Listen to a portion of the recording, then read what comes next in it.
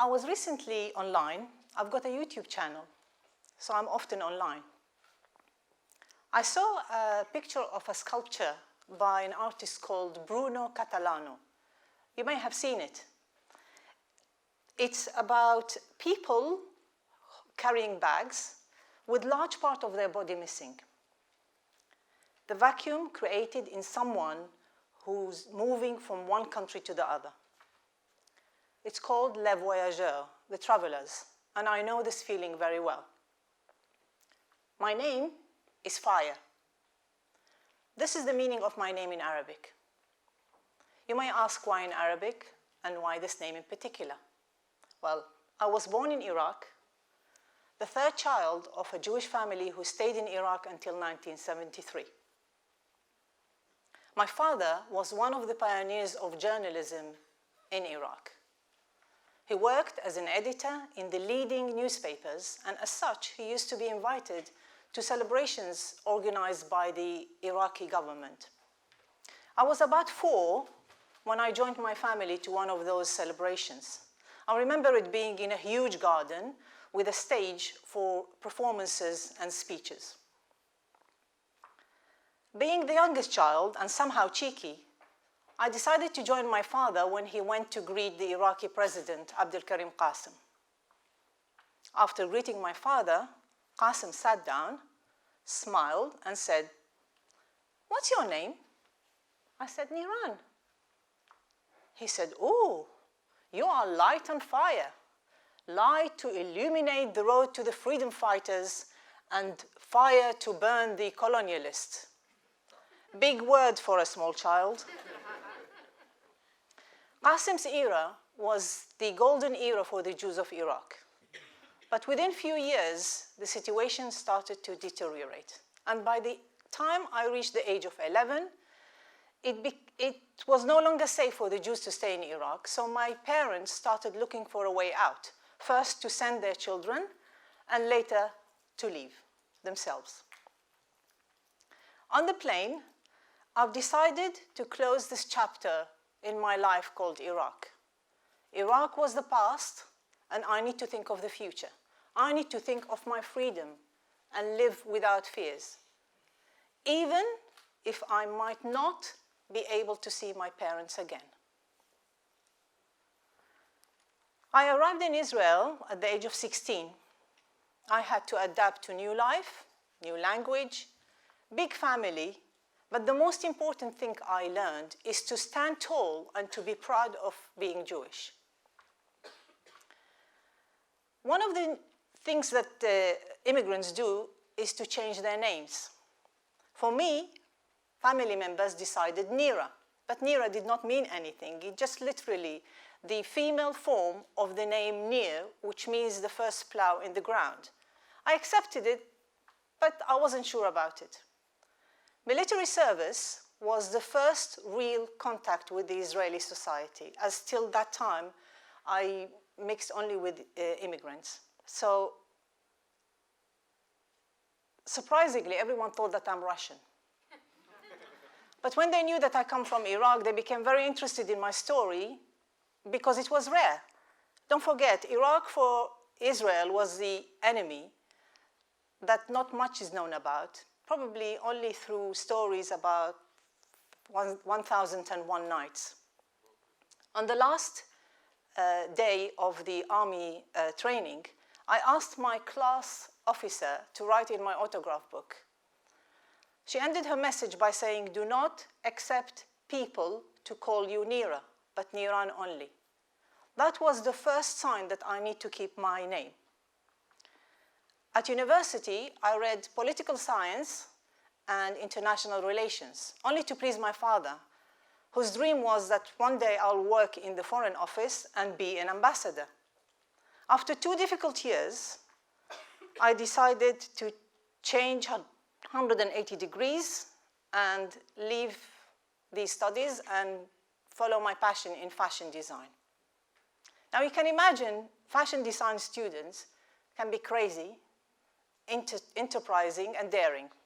So one morning, I decided to wear pink and red, shocking pink and blood red. I arrived at the college, and my teacher approached me and said, "Oh, I never thought that these two colors can go together very well. But actually, you proved me wrong. I love it." I arrived to the UK at the age of 30, and 4 years later, the first Gulf War started. On the 17th of January 1991, Iraqi Scud missiles started landing in Israel. Ironically, the majority fell on Ramat Gan, which is a city highly populated by Iraqi Jews.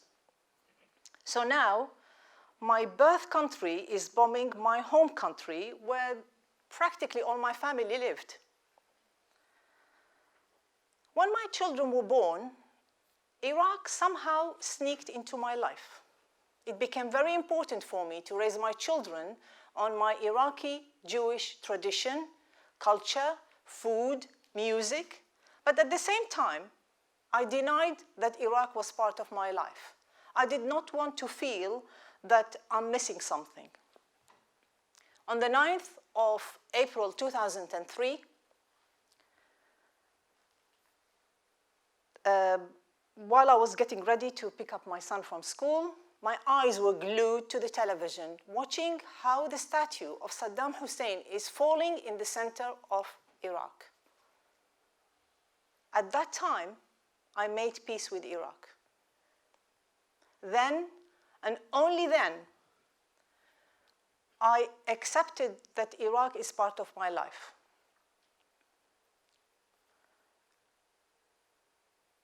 But how could I forget where I come from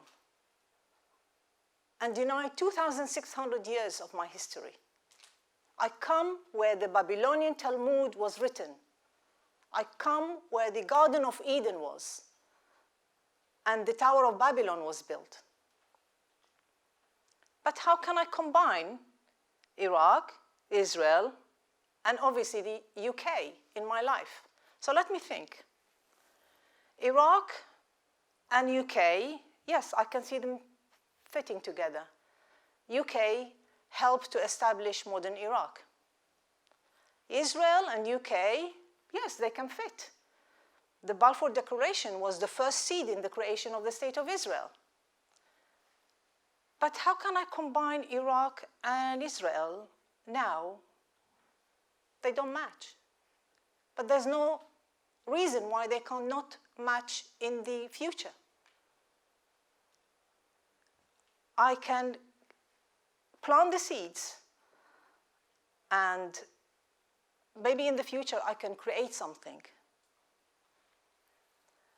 So I created a forum with a Muslim Iraqi friend who is sitting here in the audience to bring people together. I started shipping books from Iraq and from Israel about the Jews of Iraq and started selling them worldwide. And became the messenger and the postman for people from Iraq and from Israel, creating a bridge, a cultural and human bridge between both worlds. I started my YouTube channel to inform people, and I called it Nur Unar, which means light and fire. I wanted to inform people about the important part of what the Jews did in establishing modern Iraq. I tell them about the history, the 2,600 years history of the Jews in Iraq, and how the Jews of Israel live actually in Israel now. I often am called goodwill ambassador. The more I work, the more I'm proud of my roots, about my history, and about my people. And even my name, Niran. Fire does not have to burn. Fire can give light, can give heat, and can create energy. Let's be honest. I was born where Abraham was born, and where Ezra the scribe, Ezekiel, Nahum, Jonah and Daniel lived and were buried. Why should I be proud of?